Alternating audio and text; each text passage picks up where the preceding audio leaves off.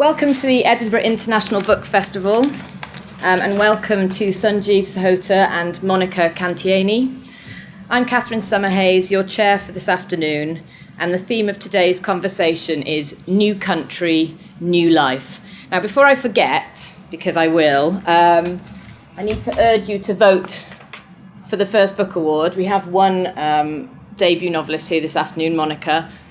Sonny, unfortunately, not unfortunately, he's a published second novelist, but he's not eligible. But anyway, yes, I would encourage you to vote because you get to win, I think it's the 50 debut authors who are on the list. You get a copy of all of their books. So what more could you want as a literary audience? The Irish Times reviewer said that nothing short of an asteroid would have made him put The Year of the Runaways down. And it was described by Carmilla Shamsi, writing for The Guardian, as a brilliant and beautiful novel. It's now been longlisted for this year's Man Booker Prize, and I'd be very, very surprised if it didn't make the shortlist. The Year of the Runaways tells of the bold dreams and daily struggles of an unlikely family thrown together by circumstance. 13 young men live in a house in Sheffield, each in flight from India and in desperate search of a new life. Tarlochan, a former rickshaw driver, will say nothing about his past in Bihar, and Avtar has a secret that binds him to protect the chaotic Randeep. Randeep, in turn, has a visa wife in a flat on the other side of town, a clever, devout woman whose cupboards are full of her husband's clothes in case the immigration men surprise her with a call. I'm just going to ask Sunjeev to introduce his novel and make a short reading. Thanks, Catherine. Hi everyone, it's great to be here. It's my second time in Edinburgh and much better weather than the first time I came, I'm glad to say. My second book is called The Year of the Runaways, and as Catherine said, it centres around four people who come together in Sheffield. I'm going to read from the beginning, and this scene revolved around a couple of those characters. One's called Randeep Sangera, who's a 19-year-old young man, who's just come over from India, and I think it's fair to say he's feeling quite alone in himself and alone in the world. He's feeling quite homesick. He's sort of a feckless young man, I'd say. And the other character is Narinda, who's his visa wife, so the woman he married in India, though she is from London, from Croydon, to gain entry to the UK. And he's meeting her though he met her in India, he's meeting her for the first time in England. I'm just being asked, because of the wind, if you can read to this, if possible. There we go. Yeah. Is that better? Yeah. Okay. So this is Randeep. Randeep Sangera stood in front of the green and blue map tacked to the wall. The map had come with a flat, and though it was big and wrinkled, and cigarette butts had once stubbed black islands into the mid-Atlantic, he'd kept it, a reminder of the world outside. He was less sure about the flowers, guilty-looking things he'd spent too long choosing at the petrol station. Get rid of them, he decided, but then heard someone was parking up outside, and the thought flew out of his head. He went down the narrow staircase, step by nervous step, straightening his cuffs, swallowing hard. He could see a shape through the mottled glass. When he opened the door, Narinda Kaur stood before him, brightly etched against the night, coat unbuttoned despite the cold. So, even in England she wore a girsri, a domed, deep green one that matched her salwar kameez. A flank of hair had come loose from under it and curled about her ear. He'd forgotten how large, how clever her eyes were. Behind her, the taxi made a U-turn and retreated down the hill.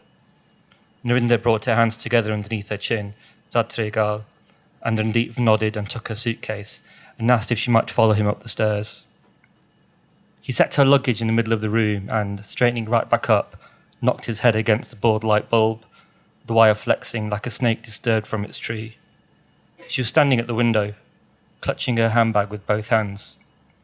It's very quiet, Randeep said. It's very nice, thank you. You have been to Sheffield before? My first time. What's the area called again? Brightside, he said. She smiled, a little, and gazed around the room. She gestured towards the cooker. We used to have one like that, years ago.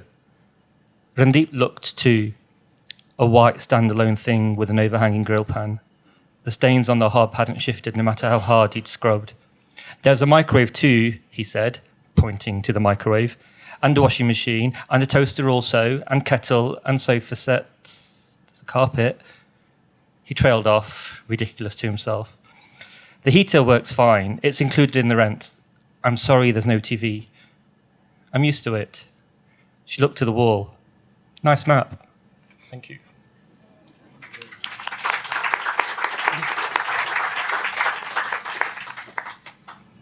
My father bought me from the council for 365 francs, recalls the narrator in Monica Cantieni's novel, The Encyclopaedia of Good Reasons.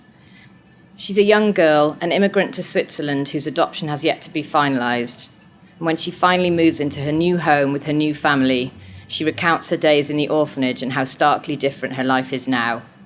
Her new community speaks German, a language foreign to her, and she collects new words and phrases in matchboxes. Through her relationship with her adoptive parents, she bonds with her adoptive grandfather, Tat, and together they create the eponymous Encyclopaedia of Good Reasons. This novel's set in the time of the crucial 1970 Swiss referendum on immigration and introduces us to a host of colourful characters from all countries and all walks of life. I'd just like to ask Monica to give a brief reading. Thank you. First of all, thank you to be here. It's really lovely. Adoption was the word for what I had. Eli had explained it to me. It was my newest word. But it won't fit in the now box. Then take out care. You don't need that anymore. I do. Then put it in the future box. There's still a lot of space in that. My mother had written adoption. My father capital. Eli wrote at home. And where does happiness go? Life is not obliged to provide that. And adoption? Not that either. Write happiness for me. Happiness. It belongs in the matchbox improbability / hope. And life belongs in every box. Eli wrote down la vida. Is it the same in Spanish? It's not the same in any tongue. Not all of the flats in our building had central heating. So, in winter, most people used electric heaters. There were difficulties with the electricity, everybody wanted some. But the house hadn't been planned with so many tenants in mind. By night, the man wired us up to the house next door, and fuses went left, right, and center. Not every radiator was legally present, not to mention all the TVs and radios. There was an uproar any time the ones next door discovered, again, that our radios, TVs, and even heating had been running on their electricity. Once they did, it would be dark, cold, and quiet in nearly every flat again after the police had ripped the wires out. Also, there were problems. Not only too many radiators had been standing around in the flats illegally, too many foreigners had too. Unlucky, my father called them. Unlucky beggars those that Eli had waved out the back door and driven to a vacation on a faraway building site so they'd no be a burden on the electricity here until such times as things had calmed down again. The landlord sympathized with the foreigners, was sympathetic. To more coming because they belong together. To more coming because they are born. To them all wanting somewhere to go. He'd nothing against them wanting to increase in size. A pleasure shared is twice as great, he said. The foreigners understood him. They called Eli, and he erected a wall, made 2 flats out of one, following which the landlord's pleasure was twice as great and the foreigners was shared. Once a week he came to collect the rent. With his hands in the bulging pockets, he repeated in the stairwell that the foreigners' prospects lay in their modesty. That earned him a lot of names. My father called him an asshole. And if he didn't get a punch in the teeth, it was only because Eli was next to him. Even my mother called him a swine at the table, and Eli said, "Eso cabrón, es un hombrecito sin cojones." When it came from the heart like that, Eli's Spanish interested my mother. Something that sounded lovely, like the name of a fancy pie that the neighborhood gave you a doctorate for, was something she'd have been glad to include in her collection.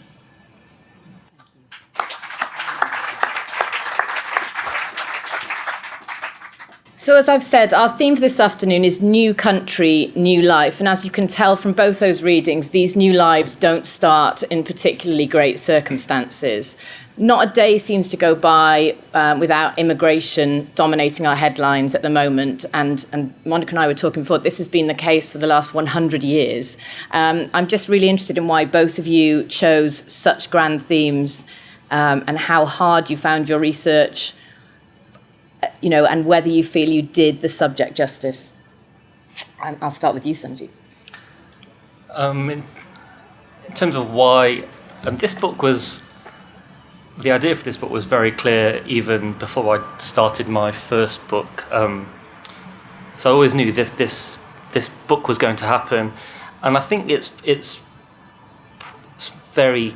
The biggest reason is because it's probably a world I'm very aware of, whose existence I'm very aware of. I'm from the Sikh community. I'm part of the Sikh community in the UK, especially in the north of England, around Sheffield and the North Derbyshire and the Midlands, where the most of the book takes place, or half of the book takes place. And I think the Sikh community does tacitly, some might say rampantly, support and encourage young men, mostly young men, though, or women as well, who want to come over to England with visas, or I suppose in some instances not, and want to build their lives. So those men were always very available to me to speak to in India. So I go to India a lot, once or twice a year at least. Every time I'm over there, it was impossible not to meet people who wanted to come to England or had come to England but had been caught and deported back. So speaking to them, listening to their stories, understanding what life was like for them when they were in England, it seemed good material for a novel, and a subject that really fascinates me, I guess because my own background is one that's full of migration as well. Thank you. Monica? Well, first of all, I'm a citizen. I'm a political human being also, and I live in a context where I'm not happy with the politics in Switzerland. Actually, I'm not happy with the politics in Germany. Actually, and I remember. Excuse me. It's the drilling in the background, I'm afraid. Okay. Better that way? All right. We had some referendums in the last few years which were very emotional and split Switzerland also again, like in the 70s, into two parts, right-handed party and the rest. And the right-handed party is not the main part of population, but they are very loud, like usually. And I was angry.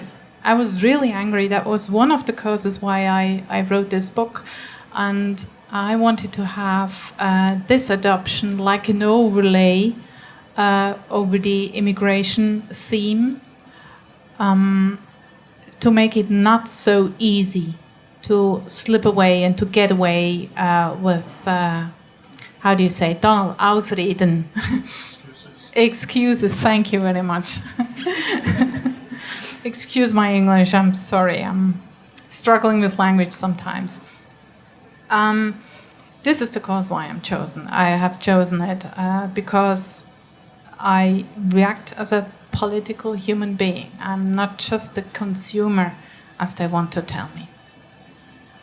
So you both essentially took a very political issue, but turned it into a novel about family. I mean, to me, The Year of the Runaways and the Encyclopaedia of Good Reasons at the heart are family novels. They're not conventional families. We have adoptions, we have Italian, Spaniards, we have, 13 men living in the same house, surviving. But I just wondered why you felt that using family to explore immigration was so important, or a good way to explore it.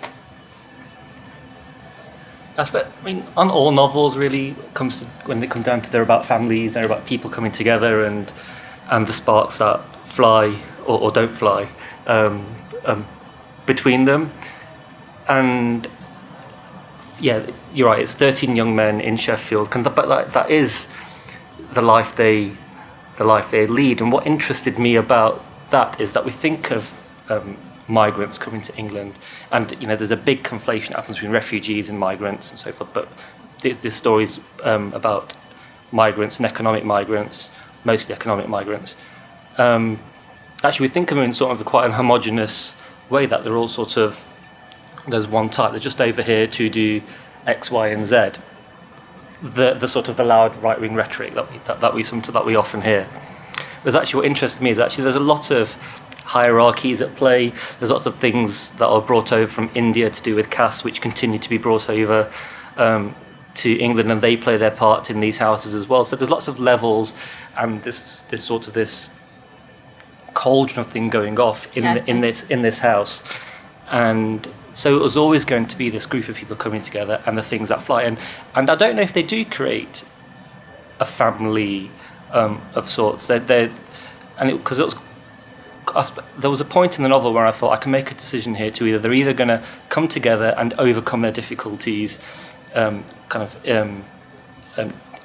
a sort of quite a collaborative way, or they're going to be, what I think is much more true to life, is they're going to disaggregate much more, and they're going to actually be much more about fending for themselves. And because talking to these young men, that is what happens to them. They told me that they almost become, as one of the characters, becomes a fight. Everything becomes a fight for the next job, a fight to put food on the table, a fight for money, and there's a certain element of stabbing people in the back. So because safety in numbers is really important, but when there are 13 of you and there's one job, exactly, you have to step on someone's head to get to it. Yeah, it's everyone for themselves actually, which might be some families as well. Yeah. I think there's a very, very unconventional family in your novel, Monica, and unconventional in that the two figureheads of the family, husband and wife, have incredibly different views on immigration, race. One is incredibly against immigration, and yet all their friends are from every single walk of life. I kind of wanted to understand how you came to have that very strange group of people who liked yet hated each other, all living in the same building. Because this is what actually happened in the 70s with this referendum. We have the so-called Schwarzenbach referendum, which was a politician who wanted to get out 400 Italians in between 4 years it was.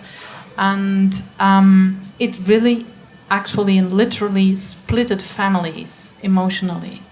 I was 5 years old, but I remember that mood. I remember it really well. And also now you have marriages, or you have families with absolutely different opinions on what happens. Yeah, and family is a thing we do all know. That's why I took it. Yeah, that's it, I think. No, I think that makes complete sense. I think we all exist in families where we totally disagree with our brother or sister over many issues, or our parents over many issues. And I think what's interesting about yours, it was the same generation feeling very, very different things. It tends to be, as with yours, the older generation feel very differently about the world than these 19-year-old builders who kind of... Yeah. I'm sorry, I couldn't show that because it's from the view from a child, and view can't make a child can't make these differences. So it's a very narrow, thin line where you're walking on in narrating. I think you're both sort of writing from the point of view of a child. Yours are teenage men, but they've come to a country where they know nothing. They don't know the rules about crossing the road, or they don't know how to buy things in a shop when they first arrive. Yeah, to use an escalator. I mean, the horror of arriving in an airport, having never been on an aeroplane. I think that, and this goes on to what I think is a very, very important part of both novels. They're incredibly funny, these novels, and they're about some terrible, terrible things. These guys find themselves in desperate penury, living under railway arches, begging. There's a child character in Monica's novel who is living in a wardrobe. They can't get her out in case she's deported. It's not an invention. These things existed. Yeah. But we find them funny because we almost can't believe them. Why did you think it was so important that humour was such a key element in both your books?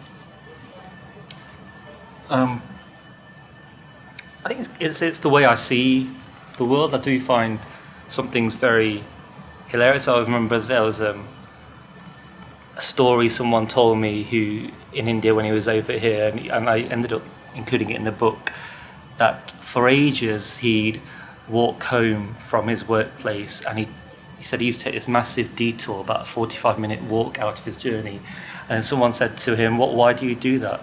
And he said, it's because there's police on the way. If I take the straight road, which is a 5-minute, it's a 5-minute walk, there's police on the way. And he goes, I've never seen any police. I said, yes, there are, right outside the school. I said, no, that's a lollipop lady. And that kind of, that's humorous, it's funny, it's also sad. It's funny, it's sad, it's tragicomic, and that's what and also I think the humour, it throws the sort of the darkness into sharper relief as well, I think, a lot of the time, and I think that's necessary. Sometimes it brings home those tragic moments with greater resonance if there's humour there, and it makes it more believable, I think, because and it just makes it more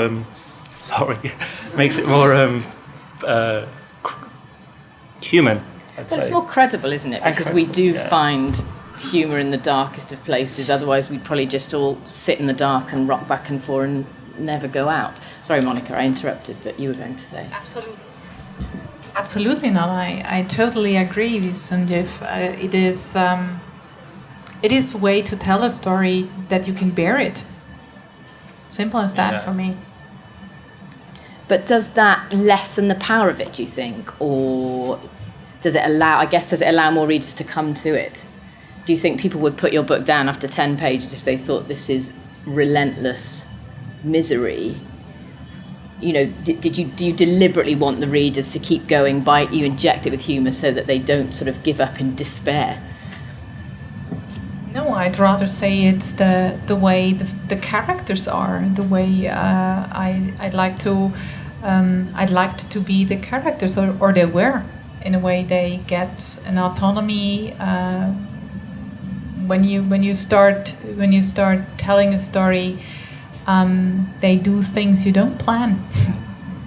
And I struggle to read books that are just unremittingly bleak as well. I find I'm always slightly suspicious of a writer who doesn't include any sort of humour in his story. There's a sort of... I believe you may have competition on the Man Booker long list with a book that I think is quite bleak, A Little Life. I've only started it myself, but it's not full of jokes yet. Anyway, going on from humour, I guess language is a key part of both of these books. Monica's book's called The Encyclopaedia of Good Reasons. The way that our alien girl in a society she doesn't understand, a language she doesn't speak, she collects every single word she ever hears, and there are a lot of swear words, and I think that's a particularly wonderful part of the book. She keeps them in boxes, but it's very hard because words mean different things to different people, so her boxes are jumbled up all the time because she's like, well, I don't know where to put this because it means one thing to one person, and immigration means a bad thing to her mother and a good thing to her father. And similarly with you, language is very important in this, what you talked about, the caste system. We have these characters who, on the surface, we might ignorantly think are all the same. They've all come from India, they're all looking for the same thing, right? They're not. They all come from such different classes and such different families in India, and I found that use of language so fascinating. And I wanted to know more about the caste system, I think. So why language? Why did you use these words, or why were words the key thing for the book? it's a window to society we live in. It's a it's a window to society, I think. If you come into a country and you learn the language, it's better to survive. Is my experience,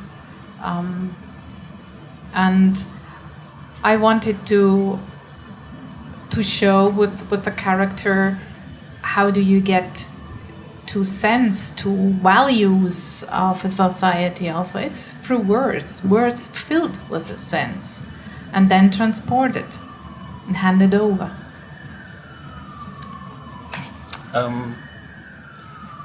So my book's sort of written in I suppose in a sort of, it's third person, and it's a kind of a, I don't know, a neutral third person sort of voice. Yeah. I tried to keep it as clear and as unadorned and as spare as I could, because I thought that best enabled the story of the characters to shine through. There are moments, and swear words seem to be a particularly instance when I do resort to the Punjabi. I don't know what it is about swear words, but generally people tend to go to the original language that the characters are speaking in. Mainly because these characters, though it's written in English, the dialogue's written in English, they are mostly talking into each other in Punjabi.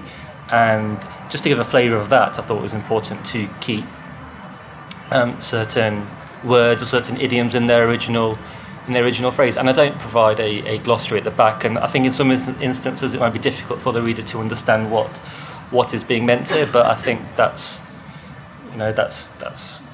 so be it. I think no one asks Franson to explain anything to an Indian audience, so I don't see why I should have to do the reverse. And I think you write in such a way that you very easily get Hopefully, what these words mean, that they're cuss words or they're context degrading makes clear. words to someone in the lower caste. I certainly didn't find myself reaching for good Google reaching for the internet. I was going to say reaching for my phone and trying to find it, but I found it enhanced the book definitely. And similarly with you, you use, I knew you was aware that you were writing in, or it was a translated work, and yet some of the words aren't translated. There are lots of other languages because you have a whole cast of characters from every nation. What I was interested in with your book in particular, Sunjeev, was it seems like there's no way out for these people. And you then sort of, I thought you were going to leave us hanging, leave them in absolute despair. But there is this happy resolution. And I wondered whether, again, that was a technique that you employed to just make us realise that there is hope. Whether it was a cop-out, whether it would have been the longest novel ever if you'd actually filled in the gaps. Yeah. But, we do find out that these people come here hoping for a better life, and most of them actually do get it, but you always assume they're never going to get it.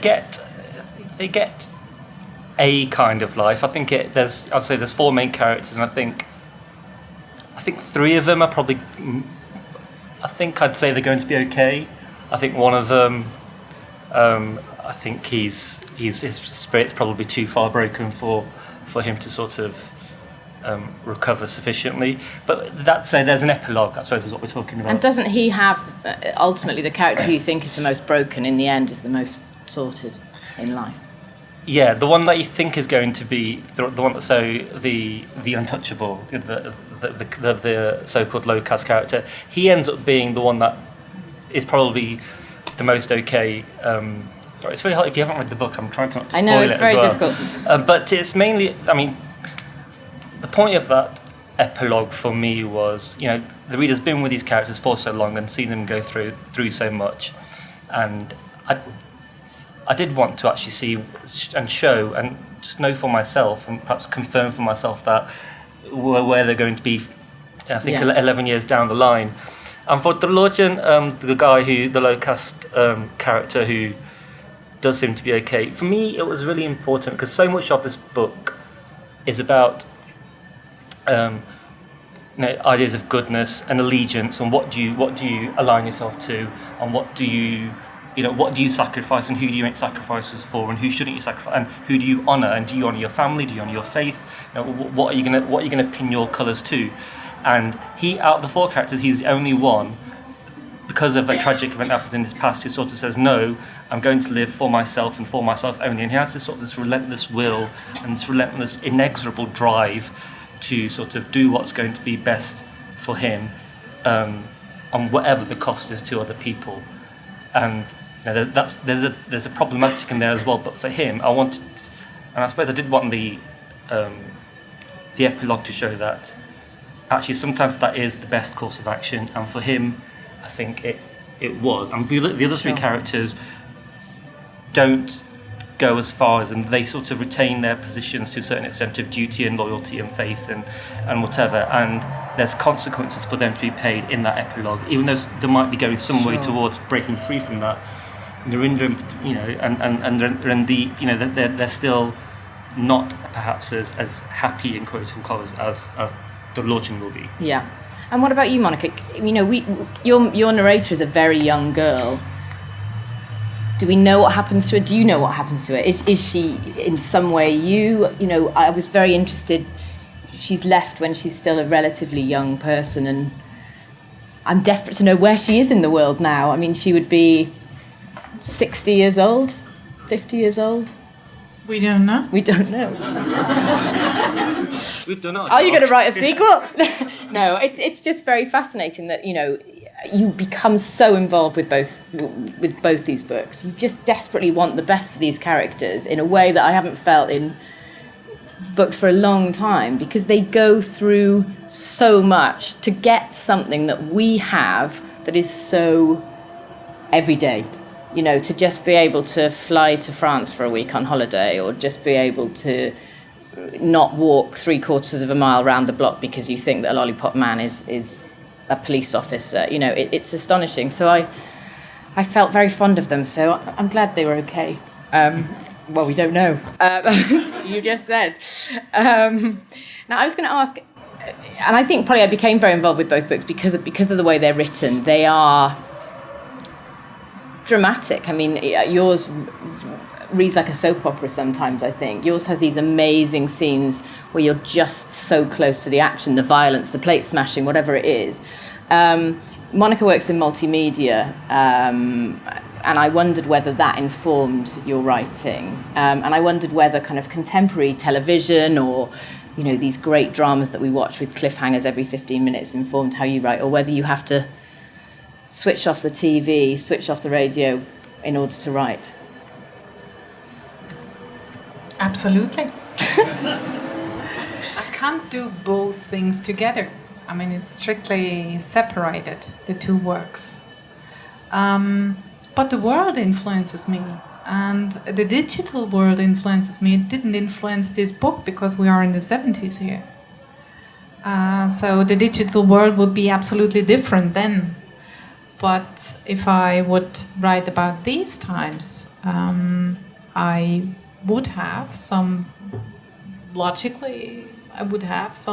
digital parts in it, because it belongs to our world now. I guess it's just we live in such a snapshot world where things happen so instantly, we find out facts so instantly, and I wonder whether that informs the way you write, because you want to be able to communicate something so simply and straightforward to people, because it takes a lot to read a book. It takes a lot to, write 500 pages. And I felt like you both had this innate ability to make us understand something quickly, but also this page turningness. And I mean, yours is a book in translation, so all credit. I know Donal is there in the audience. They're so page turning. Anyway, I just wondered what your influences were, how you research, what you're thinking of when you're writing. Are you thinking, I want this to be a great movie, I want it to be a great 10-part TV series, or just a great book? No, I just want to write a great book, and everything else can go hang, really. It's not. No, my main wish was always with this book and with all my with my first book, it's just to write a book that felt alive and one that I thought might enthrall the reader. And it's very much about using every tool and whatever limited talents I might have to bring that to bear as strongly as I can. So I'm I don't think about the reader in the initial stages of when I'm thinking what to write about, but when it gets to like the second, third draft, or then very much the reader is or a reader, some abstract being is definitely in my mind about actually how are they going to be moved, are they going to feel nervous, are they going to be excited, etc. That definitely comes into play later on, because I did want the book to be full of dramatic life, and the language was meant to be in service to that as well. I wondered whether you, not just thinking about the reader, but whether you both thought about specific readers. Obviously, you're writing about controversial things, immigration, and I wondered whether your community, for example, helped you, informed you in your research, whether what you learned about family and Switzerland, whether you really went in deep with family and how they felt about the books when they were eventually written. First of all, I don't want to patronize a reader. So I don't want to paint every color on the wall, which is in the, how do you say, the Farbpalette. Oh, that's a tough one. Okay. I don't think of a reader or readers. I actually am very egoistic. I think of books I like to read. So I sit and write, and I don't like to be patronized. I don't want a word too much. I hate that. But do you worry that people are going to read who are there, experience these things at the time, and are going to come back and say, well, it wasn't like that? Or do you think artistic license lets you imagine it as it was without worrying about that? No, I was doing some research. I was digging the archives of Swiss National TV. I was digging the archives also of press, anyway. And I asked people just who were migrating to Switzerland, I asked, would that be a picture? And for instance, Melinda Nadiaboni was very pleased with what I did. I just wanted to know, is that background correct? Sure. But I also do journalistic work, so I have to ensure that these things are tightened up well. Yeah, I definitely asked people, other British Asians. I didn't ask them to read it, just points of fact, if I got those right. And as I said, I spoke to people who had been working in England, but had since been sent back to India. And I was slightly, because half of this book takes place in India, and I was born in India. I've never spent, I've not grown up there. I've never spent more than a month or so at a time over there. So when the Indian reviews started coming out, I was slightly anxious that they might pick up on some glaring error or omission I've made. And of course, readers will make it they'll run to Amazon and make it very clear when you've got something wrong. But I think I'm kind of okay with that, and it happened with my first book as well, which was written from the point of view of a Muslim. So again, someone who's I don't share that particular commonality with. But I think whenever you make a sort of a cultural leap into another, there's going to be things that are wrong, and there's going to be things that I put across crassly or incorrectly, just because it happens. And I think that's a price worth paying for the sake of actually making that leap into someone else's shoes. So I think I'm okay with getting things wrong for that reason. Yeah, it's just there are elements where you have to be brave. Certainly in your, you are. A lot of this is about the hidden. It's about things that we don't know. There are some very nasty people doing very terrible things and exploitative things to these people, and I wonder. Well, I wondered how you did your research, because I'm sure they didn't want to talk to you about it.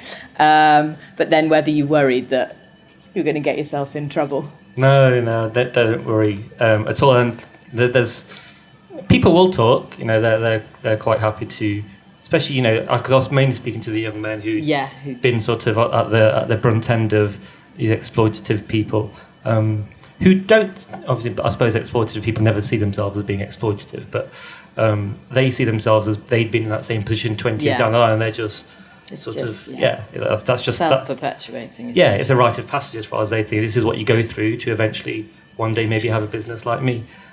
Except that's so they think. And now, of course, I wasn't at all concerned with that. There might be repercussions. I'm sure there won't be.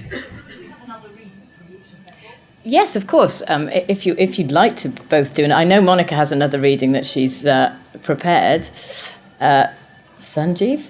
Yeah, I can dig something up. And then I think we have 15 minutes. We should open it up to audience questions. If you've got one prepared, you want to go first, and Okay. I'll find something. It's very short. Great. Should I the dialogue with the death Sure. Yeah, that's great. or the covered thing? No, do death. Okay. It's a lovely sunny afternoon. Let's do death. Okay, I have to say also that little girl is not only a victim of getting into a family and desperately waiting to be adopted. She also is getting very violent. You will know why, but I'm just telling you, she has to think about death because she put a shovel, or she hit the girl with a shovel, and the girl is unconscious, and she's in the hospital. And now she thinks about death. What does death look like? Different to each person. Different for each person, my father answered. There's not just one? No. You've won all for yourself, in a way. Will you show me him? I can't. Why not? Because he isn't here. And why he is not here? Because I'm still here. And when he's coming? I don't know. So how are you gonna find each other? I'm not looking for him. Why not? When two people look for each other, they miss each other. I'm waiting for him. How will he recognize you? I'll do the recognizing. How? I'll know when he comes. I stopped speaking and cleaned my glasses. My father shot the pot of glue. His glasses were white with dust too. Such an important person, death. And my father wouldn't recognize him in the street, not even if he was standing right in front of him. And he's definitely coming? Yes. Mine too? Yes. Then I'm waiting now too. It can take a while though, my father said. Then I'll get bored maybe. That's very possible. I lay down like I'd seen people do into films. Always when death came visiting, people were lying in their beds, sleeping, and it was very quiet. I pretended to sleep. I pretended to be as pale as the woman downstairs and lay with my arms crossed for half an hour. My father was hammering the legs of a chair hard into the seat. Death was never going to come with all this racket. It's boring. Do you not get bored waiting? No. Why not? I've something to do. He put the chair back down and my mother opened the door. What are you two up to? We're talking about life, he said.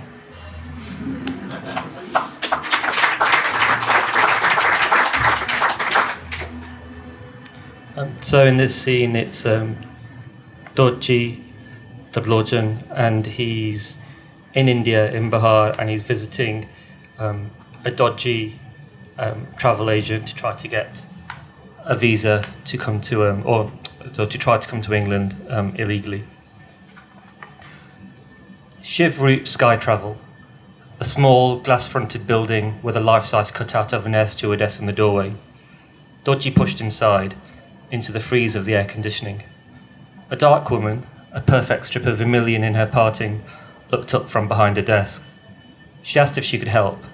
She didn't smile. "I'm here to see Mr. Tipuredi." "What is it in connection with?" "I'm here to see him about some flights abroad." She sighed, seeming to understand, and leaned heavily to one side, perhaps pressing a button. Several minutes passed before a man stepped through the curtain at the back of the office. He was short, even darker than the woman, with a jumped-up little moustache whose tips pointed to God. The woman said something in Tamil, and then the man clicked his fingers and told Dodgy to come upstairs. An hour later, and Dodgy was back on the street, his money satchel lighter. 2 weeks, the man had said. He'd called someone in Delhi and said that Dodgy could be on a flight to Turkey in exactly 2 weeks. After that, he'd be trucked as far as Paris, which was in France, and from there Dodgy would be on his own. Did he understand? Yes, Dodgy said. Of course, I'll come with you as far as Delhi, part of the service. And then Mr. Tipuredi took out some forms from his little Tamil drawer and snatched up the pen leaking in his shirt pocket. There was a map on the wall behind him. Where is France on there? Dodgy asked. Mr. Tipuredi twisted round. Oh, no, France is in Europe. That is South India. I am from... He reached back and jabbed his pen into the map. There, Kanyakumari, the southernmost tip of India, the end of the country. Dodgy nodded. It is the only point in the world where 3 oceans meet. So you see, it was in my blood to help people straddle the seas. He gave a little laugh. It sounded like something he said quite often. Anyway, I expect you'll be wanting to make payment.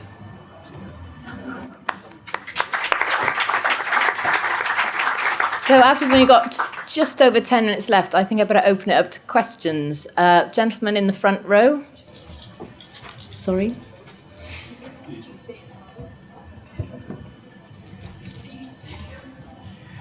Hi, I remember seeing you the first time, Sunjeev, and one thing I felt about Ours Are the Streets is very much that this felt to me a novel about Yorkshire and people from Yorkshire, and that where you inhabit a Sheffield accent, a Sheffield dialogue, and so on, was absolutely straightforward. But that sense of oursness that that I recognised was the strange effect, because within that I had then to take into some account something I didn't know, which was the content of your book. Here I felt there was, I'm surprised that you're saying that you felt that the effects in language were always available and simple, because they don't seem so to me. For instance, I was just thinking, the bit before you stop reading in the first one, you describe a bathroom as the water bellows like a buffalo, and the chrome shower head looks like an alien turd, and I think this kind of an alien turd is right where I feel with this, that it's this kind of thing that meeting alienation, and that many of your readers will meet alienation. They'll meet it in the language that they'll feel resistant to and unaware of. Quite unlike your first novel. I wonder if you could say that were those effects there, or am I just imagining? The alien turd was. Sorry. Yes. Yeah, the alien turd was absolutely meant to. It's being seen from the point of view of Randeep and Narinder, and supposedly mostly Randeep, he's seeing the scenes from his point of view, and that's how he might see it in the buffalo groans. It's how he might make the connection with his life in India. I suppose so. It's really glad you saw those connections. The first novel, it was in the first person, written as this guy's personal account who was brought up in Yorkshire, and it's very much written, or tries to give a flavour of his dialect. Sempton, were, and Mither, and those kinds of words are in there. But along with that, sort of those other colonial words, which hopefully give it a sort of provide sort of a complement and a clash. With this book, I'd say I did dial down the Yorkshireans, because they're not from Yorkshire, obviously. So it was about bringing in those sort of there's Indian flavours to the language. As I said, they are always speaking Punjabi to the other, and when they're not, I do say they said or he said in English just to make that evident.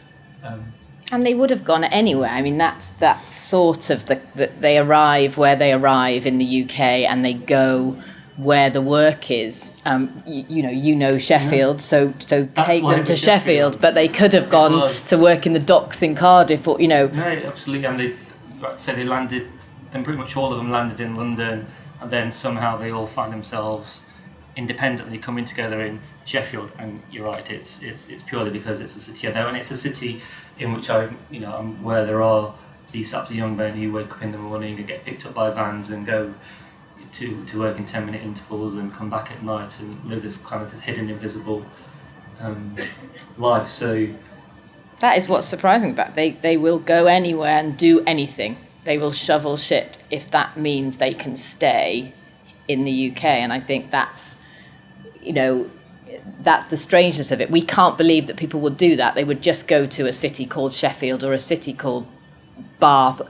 They don't know where they're going. They've got no idea of the geography, basically, have they? It's interesting how in the news today I read that the government have are going to pass laws where they're going to make it harder for they're going to insist that employees of takeaways and building sites, construction sites, can no longer use the excuse that they didn't know that these men had no papers if they're caught, that they have to do their checks much more rigorously beforehand. And I was thinking, well, that's sort of where these boys work, actually. Yeah, completely.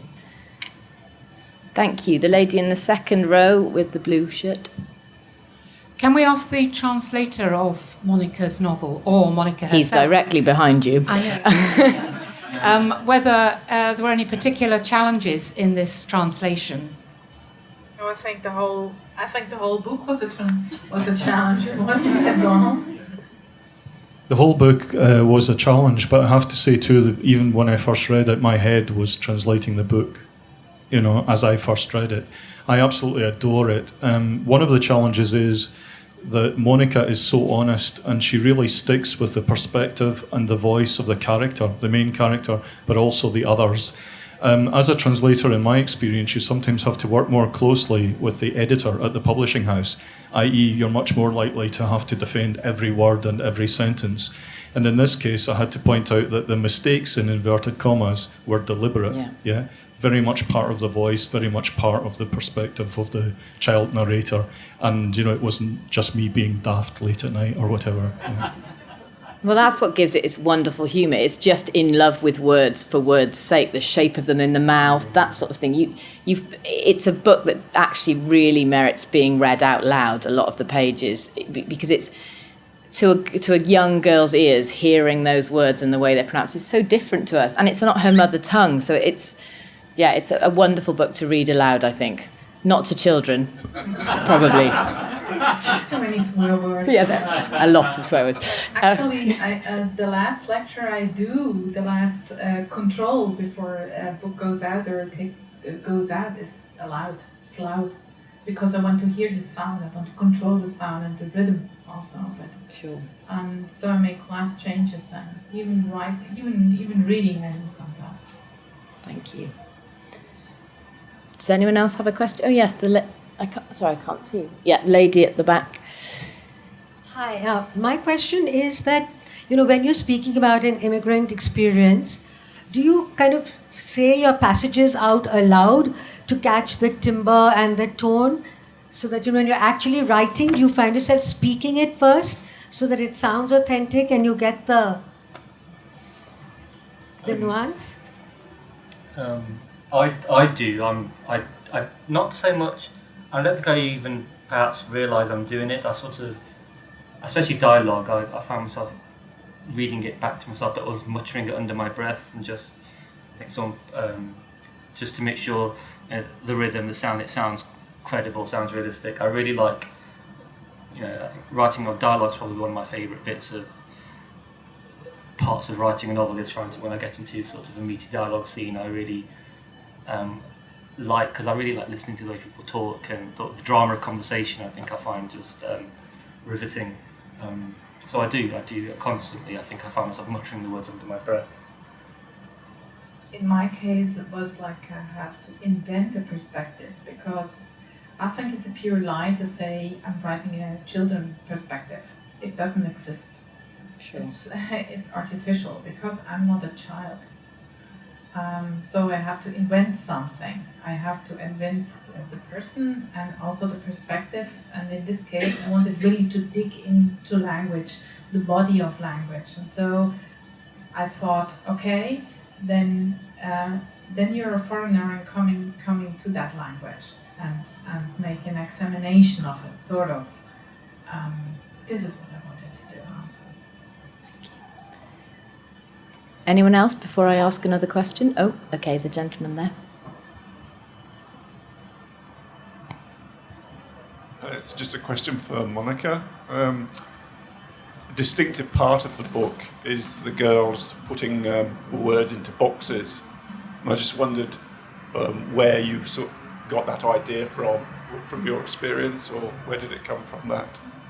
Yes, I was very happy to have that idea one day, because I was thinking about subjects to transport that are exciting for us, that are touching for us as grown-ups.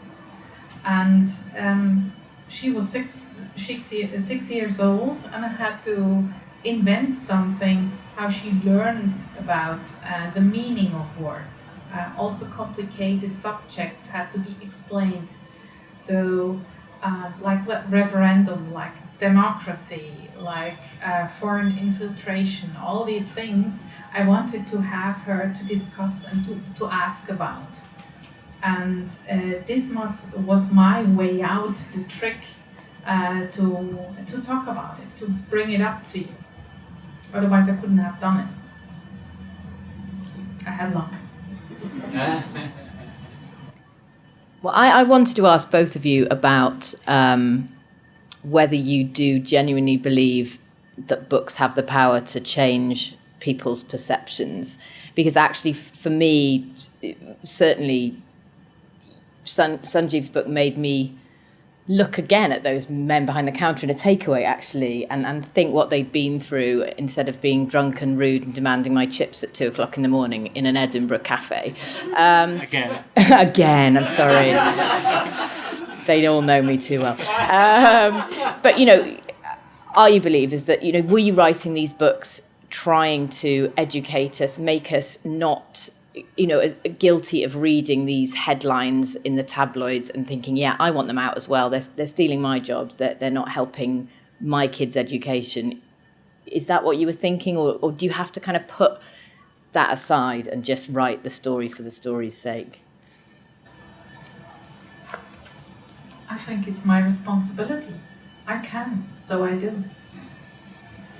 Yeah, I mean, the headlines they're not even in my mind. That I'm not writing to say this is how it really is, or I didn't want to give the book any sort of rationale or message. But absolutely, books can change people's mind. Books can change people's. It changed my world. Reading changes my world, and it did when I started, and it all changes the way I see the world. Books like Fine Balance, or Midnight Children, or Disgrace. I mean, those books they've changed people's view of other human beings and what it is to actually be another. And I think books do that better than any other thing in the world. So whether or not my books does that or not, I would never make that claim, and it's a very tiny sort of contribution to the debate. But generally, books are it. Well, I certainly think that both these books changed my perception. They widened my mind to things I didn't know before. They made me laugh out loud. We have run out of time, so now I need you to just run across to the bookshop, buy them both, honestly, take them home, devour them, read them out loud, and enjoy. We're all here because of the power of books. So I think that summed it all up, that final question. Thanks so much for coming along this afternoon. You've been listening to me, Catherine Summerhayes, with Sunjeev Sahota and Monica Cantieni. And as I say, we're going to do a signing. Well, I'm not, but they are in the bookshop in about 5 minutes' time. Thank you very much for coming.